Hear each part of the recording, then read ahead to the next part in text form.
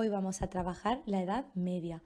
Dentro del contexto social, la Edad Media comienza aproximadamente en el año 500 después de Cristo, con la caída del Imperio Romano y la expansión del cristianismo por toda Europa. Esta era una sociedad teocentrista donde lo más importante era Dios y todo lo que tenía que ver con lo religioso. Se destacan dos tipos de música fundamentales.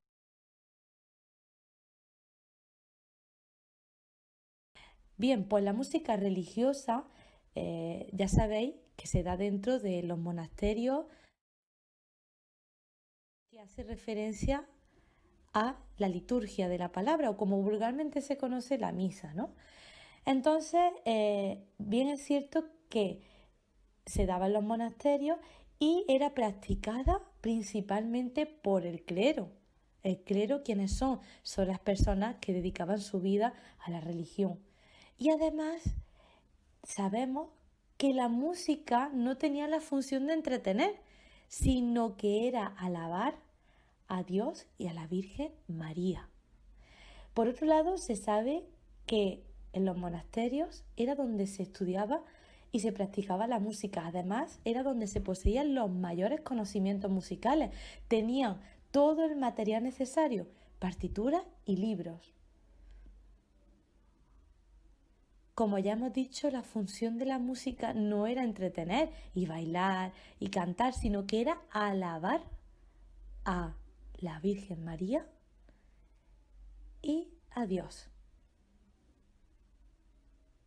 La música de la iglesia, por contraparte, se considera más importante porque también es la música que pudo anotarse y ser escrita. Recordemos que en esa época no todas las personas tenían acceso a poder leer y escribir, por eso en la iglesia estaban todos los escribas y tenían las bibliotecas, por eso es que la música de la iglesia se pudo anotar y sobrevivió más en el tiempo. En un principio se transmitía de manera oral, hasta que conforme pasaron los años se idearon distintos sistemas de notación, desde los más rudimentarios hasta los más complejos. La música de la iglesia en la Edad Media era la misma que se hacía en el oficio divino, es decir, la tarea que realizaban los monjes para cantar y honrar a Dios.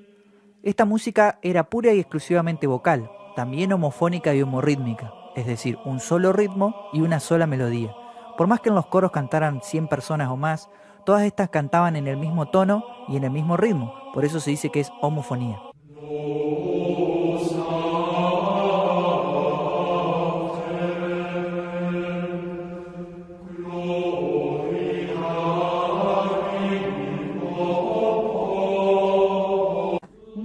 Nunca lleva acompañamiento instrumental. Además, en la iglesia hubo un tiempo bastante largo en el que se prohibieron los instrumentos musicales, con lo cual solo se canta a través de la voz. Por otro lado, solo voces masculinas. La mujer no estaba permitida en este tipo de canto.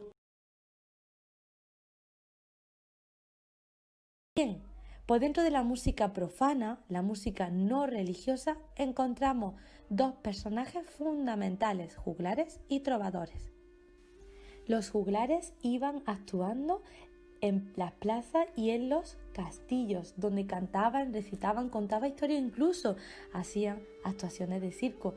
A todo el mundo le encantaban. Se acompañaban además de diferentes instrumentos.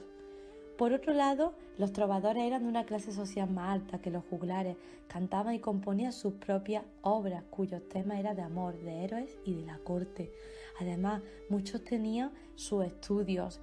Incluso cuentan que algunos fueron médicos. ¿Y sabéis qué? Que existían trovadoras. La música profana tiene que ver con los trovadores y los juglares. Eran las formas poéticas que comenzaron a musicalizarse. Los trovadores y juglares eran poetas o artistas itinerantes que iban de un lugar a otro cantando y mostrando su arte. La música era bastante primitiva. Eran algunas melodías generalmente acompañadas de algún instrumento.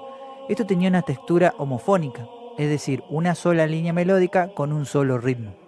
Pensamene così di no chanzo faire, che le idee che sapedi che suffisa mai.